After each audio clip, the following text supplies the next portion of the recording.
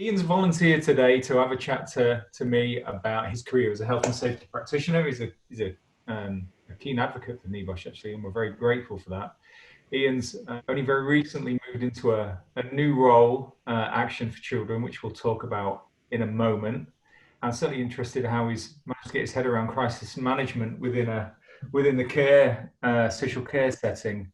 So quickly, in all honesty, I'd be interested to know if Ian thinks his timing was good or timing was bad. So why a career in health and safety then, Ian?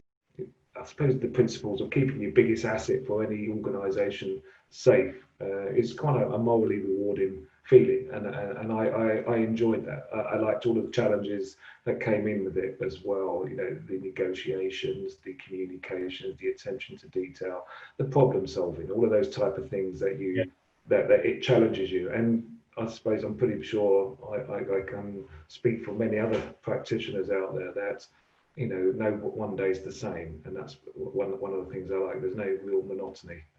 No. And you know, you're absolutely right. When you look at the role of a practitioner, actually, the amount of time you spend on pure health and safety management is probably quite small. Actually, you're spending a lot of your time negotiating, aren't you? Coaching, giving sort of business case planning. You know, all those important things, really. But you can't do that without the underpinning knowledge, which training, qualification, experience provides. You know, and I'm not just going to plug NEBOSH just because it's on the call, but it does. You can plug NEBOSH. It gives you the foundation. You know, as any, you know, you build a house, you need footings, you need a foundation to put anything on top of it, and it's a great foundation for any, you know, aspiring practitioner coming into to making a career of health and safety. It's a really good learning point because it untangles and clarifies all of the legal jargon, the acronyms, all of those type of things that are quite, you know, foreign in the early days. And yeah, so for me, as I said, it kind of found me, but I kind of had a passion and enjoy it. I actually, you know, I still today very much enjoy what I do. Tell us about your current role then as head of health and safety. I'm 10 weeks in. It's Action for Children, supporting, doing something with real meaning and purpose. And I probably, if I'm being completely honest, the charity sector got in my bones when I joined ZSL, and where you work with real inspiring, passionate people. I'm not suggesting elsewhere in different sectors they're not, but it really hit home, and actually, you know, your contribution to the organisational output of whatever it's doing has real meaning and purpose. So at Action for Children, supporting disadvantaged children, children with challenging behaviours, disabilities, in taking respite in care homes or in residential homes. It's knowing that my little bit is, you know, keeping the biggest asset of our organisation safe, and coaching them and supporting them. It makes me feel good about what I'm doing on a daily basis. It gives me a purpose to get up, and I enjoy that. So yeah, it's been a bit of a baptism of fire with COVID. I started early February, and COVID, I think the government initiated its 4-stage action plan on the 3rd of March, which kind of led me to co-lead with my director the silver crisis management for the organisation. I suppose in 2 ways it's been really positive to kind of raise my profile and to understand the key stakeholders within the organisation, and equally understand how the organisation responds under pressure. So you see, you know, one of the things I learned from the military, you know, you do get to see people in their true light when pressure is placed on them, and how they react and how they respond. And I've been nothing but superbly impressed with Action for Children. You know, again, focusing on its people, its health and well-being, and the safety of those, as well as the people we care about. It was clear for me that we needed to make some quick decisions, because, you know, this is very fast moving. It's a fluid situation, and everybody that's going through it will hopefully resonate that, you know, government guidance has changed daily, whether that be on PPE for different types of settings and environments, to the kind of the anxiety that would filter down to staff working in these areas. So gradually I put a plan into which, to align to the government's plan, was what I called the 3 R's: the to reduce, respond, and recover. And under each one of those, there were lots of different elements. So, so kind of promoting good hygiene, social distancing in the early days. And then, getting into responding every day, we meet as a silver group, which is all departmental leads, including some directors, where we talk about the previous 24 hours. We try to, all the forums and the comms plans and staff feedback we try to address. And then we know now the recovery stage as well. So actually all those 3 R's, we're still reducing the risk and promoting social distancing, good hygiene. And that's with contractors going into our premises to do stack compliance, for example, reducing the frequency and trying to be working smarter, to responding daily to different challenges. And for our settings in particular, in a care home setting where you've got children maybe with challenging behaviours who may actually get a bit freaked out, somebody walking in with a mask and goggles and gloves, these are all triggers. So we need to take all of those into account.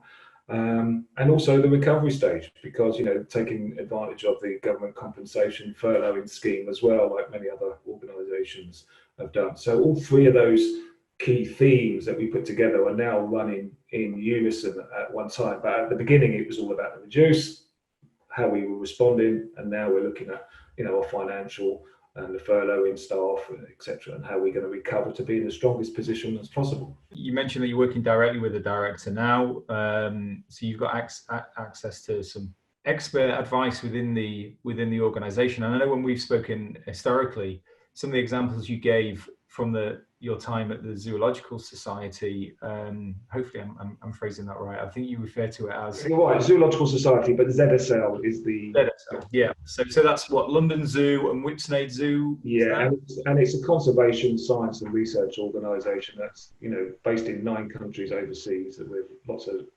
great work that they do. Yeah, they were complex challenges at the zoo, and nothing is ever straightforward, because animals are unpredictable. So, is that why you're still involved in the zoological industry now? I know you're still part of advisory groups. Did you just find that you were in a round hole, and you just found the diversity of that role just fascinating? Is that what you're still involved in? It is a fascinating topic, and actually the zoo industry. So I'm currently leading the rewrite of the HSG 219, Managing Safety in Zoos, with a great group of safety practitioners from different zoos around the UK on behalf of BIARZA, so that's the British Irish Association for Zoos and Aquariums. And this is about 18 months work that we as a group have been rewriting this guidance. And the real seriousness of that sector and industry is that there, only I think in the last 3 or 4 years, there's been a couple of fatalities with big cats in different zoos, so it needed to improve. And we've worked with DEFRA, the Secretary of State Modern Zoo Practices, rewriting theirs, updating their guidance, and we should hopefully post-COVID get this to the HSE for them to endorse in the next month or so. And then so I'm still very much part of it, but very much virtually via telephones or Skypes as everybody else is now. Well, you sound like you've got quite a big job at Action for Children, actually. I think you mentioned that, and we maybe never mentioned this earlier, I think there's 4,000 staff and residents you have. As a charity, that's a huge undertaking. It's a national role, so Northern Ireland, England, Scotland and Wales, 4,000 staff, probably 360 different properties, which could be anything from an office to a nursery to a residential centre, or for disadvantaged children or children with challenging behaviours, etc. And it's just learning the nuances, the culture, the acronyms.